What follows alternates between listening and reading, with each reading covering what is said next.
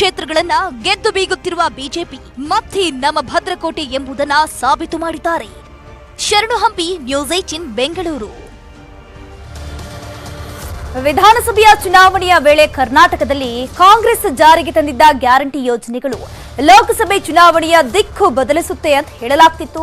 ಆದ್ರೆ ಇವತ್ತಿನ ಫಲಿತಾಂಶವನ್ನು ನೋಡಿದ್ರೆ ಅದೆಲ್ಲವೂ ಕೂಡ ಸುಳ್ಳು ಅನ್ನೋದು ಸಾಬೀತಾಗಿದೆ. ಖುದ್ದು ಸಿಎಂ ಹಾಗೂ ಡಿಸಿಎಂ ಬೆಂಬಲಿಗರಿಗೆ ಸೋಲಿನ ರುಚಿ ಸಿಕ್ಕಿದೆ. ಬನ್ನಿ ಹಾಗಾದ್ರೆ ಕರ್ನಾಟಕದಲ್ಲಿ ಯಾರು ಗೆದ್ರು ಯಾರು ಸೋತ್ರು ನೋಡೋಣ.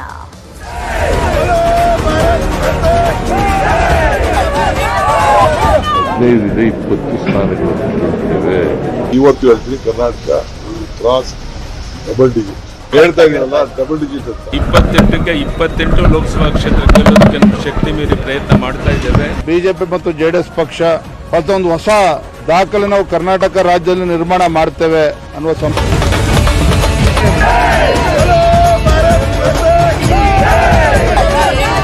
ಇತರೆ ರಾಜ್ಯಗಳಿಗೆ ಹೋಲಿಸಿಕೊಂಡ್ರೆ ಕರ್ನಾಟಕ ಲೋಕಸಭೆ ಚುನಾವಣೆ ತುಸು ಹೆಚ್ಚೇ ಕುತೂಹಲ ಮೂಡಿಸಿತ್ತು. ಜನರಿಗೆ ಉಚಿತ ಗ್ಯಾರಂಟಿ ಕೊಟ್ಟ ಜೋಶ್ನಲ್ಲಿತ್ತು ಕಾಂಗ್ರೆಸ್.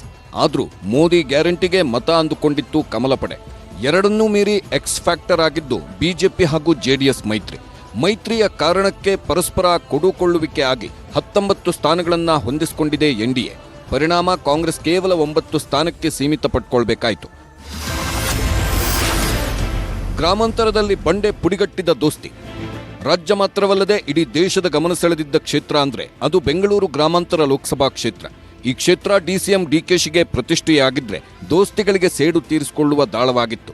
ಡಿಕೆಶಿ ಸೋದರ ಡಿಕೆ ಸುರೇಶ್ ಎದುರು ಪ್ರತಿಷ್ಠಿತ ಜಯದೇವ ಆಸ್ಪತ್ರೆ ನಿರ್ದೇಶಕರಾಗಿದ್ದ ಡಾಕ್ಟರ್ ಸಿಎನ್ ಮಂಜುನಾಥ್ ಅವರನ್ನ ಕಣಕ್ಕಿಳಿಸುವ ಮೂಲಕ ಅಖಾಡವನ್ನ ರಂಗೇರುವಂತೆ ಮಾಡಿದ್ರು.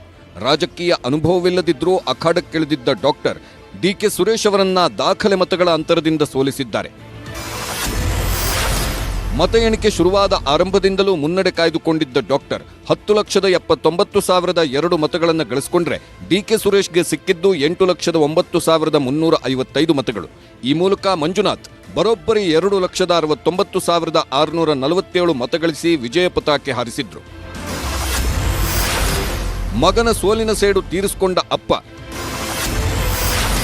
ಕಾಂಗ್ರೆಸ್ ಒಳಜಗಳ, ಜೆಡಿಎಸ್ಗೆ ಒಲಿದ ಕೋಲಾರ. 2019ರಲ್ಲಿ ನಿಖಿಲ್ ಕುಮಾರಸ್ವಾಮಿ ಮಂಡ್ಯದಲ್ಲಿ ಸುಮಲತಾ ಅಂಬರೀಶ್ ಎದುರು ಹೀನಾಯ ಸೋಲು ಕಂಡಿದ್ರು. ಆದರೆ ಈ ಬಾರಿ ಅದೇ ಕ್ಷೇತ್ರದಲ್ಲಿ ದಾಖಲೆಯ ಮತಗಳೊಂದಿಗೆ ಗೆಲುವು ಕಂಡಿದ್ದಾರೆ ಎಚ್ಡಿಕೆ. ಮತ ಎಣಿಕೆ ಪ್ರಕ್ರಿಯೆ ಆರಂಭವಾದಾಗಿನಿಂದಲೂ ಮುನ್ನಡೆ ಕಾಯ್ದುಕೊಂಡಿದ್ದ ಎಚ್ಡಿಕೆ 8,51,881 ಮತ ಗಳಿಸಿದ್ರು. ಕಾಂಗ್ರೆಸ್ ಅಭ್ಯರ್ಥಿ ಸ್ಟಾರ್ ಚಂದ್ರು ಕೇವಲ 5,67,261 ಮತಕ್ಕೆ ಮಾತ್ರ ಸೀಮಿತವಾದ್ರು. ಈ ಮೂಲಕ ದಾಖಲೆಯ 2,84,620 ಮತಗಳ ಅಂತರಗಳಿಂದ ಗೆಲುವು ಕಂಡ್ರು.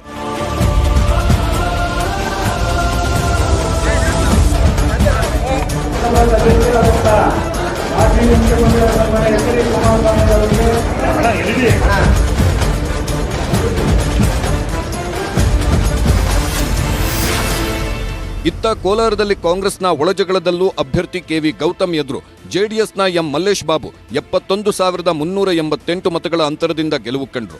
ಇನ್ನು ಗೌಡ್ರ ತವರು ಹಾಸನದಲ್ಲಿ ಕಾಂಗ್ರೆಸ್ ಅಭ್ಯರ್ಥಿ ಶ್ರೇಯಸ್ ಪಟೇಲ್ ದೋಸ್ತಿ ಅಭ್ಯರ್ಥಿ ಪ್ರಜ್ವಲ್ ರೇವಣ್ಣ ಅವರನ್ನ 42,649 ಮತಗಳಿಂದ ಸೋಲಿಸುವ ಮೂಲಕ ಜೆಡಿಎಸ್ ಭದ್ರಕೋಟೆಗೆ ಲಗ್ಗೆ ಇಟ್ಟಿದ್ದಾರೆ.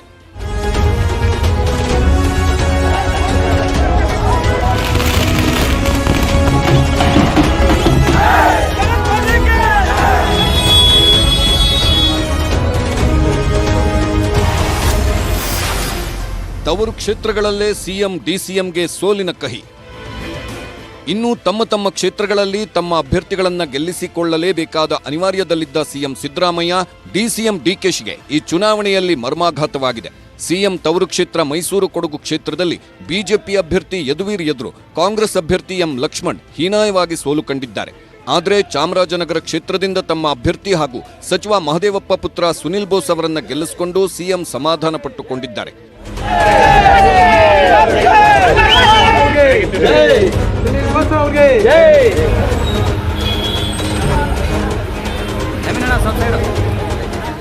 ಆದರೆ ಡಿಸಿಎಂ ಡಿಕೆಶಿಗೆ ಮಾತ್ರ ಈ ಚುನಾವಣೆ ಮರ್ಮಾಘಾತವನ್ನೇ ನೀಡಿದೆ. ಬೆಂಗಳೂರು ಗ್ರಾಮಾಂತರದಲ್ಲಿ ತಮ್ಮ ಸೋದರ ಡಿಕೆ ಸುರೇಶ್ ಅವರನ್ನ ಗೆಲ್ಲಿಸಿಕೊಳ್ಳಲಾಗಲಿಲ್ಲ. ಜೊತೆಗೆ ತಾವೇ ಚುನಾವಣೆಗೆ ಕರೆತಂದಿದ್ದ ಮಂಡ್ಯ ಲೋಕಸಭೆ ಕ್ಷೇತ್ರದ ಸ್ಟಾರ್ ಚಂದ್ರು ಸೋಲು ನುಂಗಲಾರದ ತುತ್ತಾಗಿದೆ.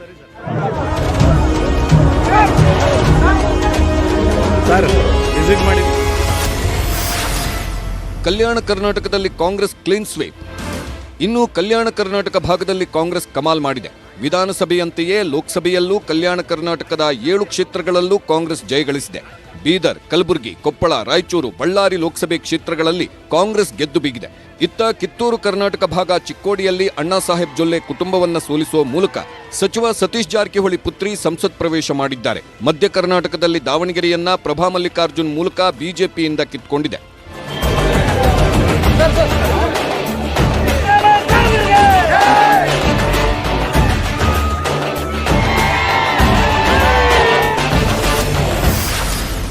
ಬಿಜೆಪಿಗೆ ಕರಾವಳಿ ಗ್ಯಾರಂಟಿ. ಇತ್ತ ಬಿಜೆಪಿ ಈ ಬಾರಿ 17 ಕ್ಷೇತ್ರಗಳನ್ನು ತಮ್ಮ ಖಾತೆಗೆ ಸೇರಿಸಿಕೊಂಡಿದೆ. ಅದರಲ್ಲೂ ಸಂಪ್ರದಾಯದಂತೆ ಕರಾವಳಿ, ಮಲೆನಾಡು ಭಾಗದಲ್ಲಿ ತಮ್ಮ ಅಭ್ಯರ್ಥಿಗಳು ಭರ್ಜರಿ ಜಯಗಳಿಸಿದ್ದಾರೆ. ಎಂದಿನಂತೆ ಕರಾವಳಿಯಲ್ಲಿ ಬಿಜೆಪಿ ಜಯದ ನಗೆ ಬೀರಿದೆ. ದಕ್ಷಿಣ ಕನ್ನಡದಲ್ಲಿ ಕ್ಯಾಪ್ಟನ್ ಬ್ರಿಜೇಶ್ ಚೌಟ, ಪದ್ಮರಾಜ್ ಪೂಜಾರಿ ಎದುರು ಗೆಲುವು ಸಾಧಿಸಿದ್ದು. ಉಡುಪಿ ಚಿಕ್ಕಮಗಳೂರು ಕಾಂಗ್ರೆಸ್ ಅಭ್ಯರ್ಥಿ ಡಾಕ್ಟರ್ ಜಯಪ್ರಕಾಶ್ ಹೆಗಡೆ ವಿರುದ್ಧ ಕೋಟಾ ಶ್ರೀನಿವಾಸ್ ಪೂಜಾರಿ ಗೆಲುವು ಕಂಡಿದ್ದಾರೆ. ಇನ್ನು ಉತ್ತರ ಕನ್ನಡದಲ್ಲಿ ಕಾಂಗ್ರೆಸ್ ಅಭ್ಯರ್ಥಿ ಅಂಜಲಿ ನಿಂಬಾಳ್ಕರ್ ಎದುರು ಬಿಜೆಪಿ ಅಭ್ಯರ್ಥಿ ವಿಶ್ವೇಶ್ವರ ಹೆಗಡೆ ಕಾಗೇರಿ ರಾಜ್ಯದಲ್ಲೇ ಅತ್ಯಧಿಕ ಅಂದ್ರೆ 3,37,428 ದಾಖಲೆಯ ಮತಗಳಿಂದ ವಿಜಯಶಾಲಿಯಾಗಿದ್ದಾರೆ. ಕಿತ್ತೂರು ಕರ್ನಾಟಕದಲ್ಲೂ ಕೇಸರಿ ಕಮಾಲ್. ಚಿಕ್ಕೋಡಿ ಹೊರತುಪಡಿಸಿದ್ರೆ ಕಿತ್ತೂರು ಕರ್ನಾಟಕ ಭಾಗವನ್ನ ಬಿಜೆಪಿ ಸಂಪೂರ್ಣ ಕಬ್ಜಾ ಮಾಡಿದೆ. ವಿಜಯಪುರ, ಬಾಗಲಕೋಟೆ, ಬೆಳಗಾವಿ, ಧಾರವಾಡ, ಹಾವೇರಿಯಲ್ಲಿ ಬಿಜೆಪಿ ಅಭ್ಯರ್ಥಿಗಳೇ ಜಯಭೇರಿ ಬಾರಿಸಿದ್ದಾರೆ.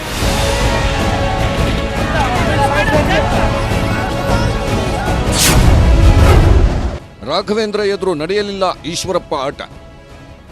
ಇನ್ನು ಮಗನಿಗೆ ಹಾವೇರಿಯಿಂದ ಟಿಕೆಟ್ ಸಿಗದಿದ್ದಕ್ಕೆ ಶಿವಮೊಗ್ಗದಲ್ಲಿ ಬಂಡಾಯವೆದ್ದಿದ್ದ ಮಾಜಿ ಸಚಿವ ಕೆಎಸ್ ಈಶ್ವರಪ್ಪ ಬಿಎಸ್ವೈ ಪುತ್ರ ಬಿವೈ ರಾಘವೇಂದ್ರ ಎದುರು ಶಿವಮೊಗ್ಗದಿಂದ ಅಖಾಡಕ್ಕಿಳಿದಿದ್ರು.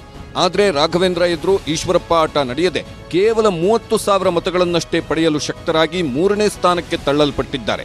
ಇನ್ನು ಕಾಂಗ್ರೆಸ್ನಿಂದ ಅಖಾಡಕ್ಕಿಳಿದಿದ್ದ ಬಂಗಾರಪ್ಪ ಪುತ್ರಿ ಗೀತಾ ಶಿವರಾಜ್ ಕುಮಾರ್ ಈ ಬಾರಿಯೂ ಪರಾಭವಗೊಂಡಿದ್ದಾರೆ.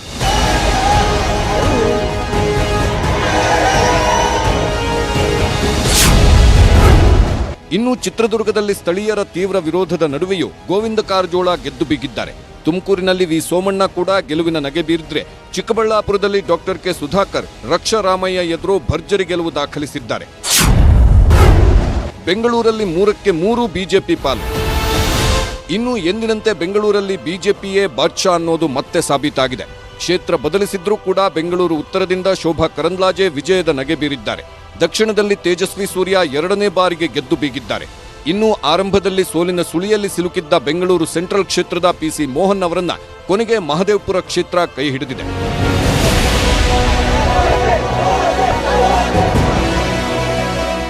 Bureau report, news 18. ಇದಾಗಿತ್ತು ಇವತ್ತಿನ ನಮ್ಮ ಬೆಂಗಳೂರು. ನೋಡ್ತಾ ಇರಿ ನ್ಯೂಸ್ 18. ಜಾಲ ನಮ್ಮದು, ಬಲ ನಿಮ್ಮದು.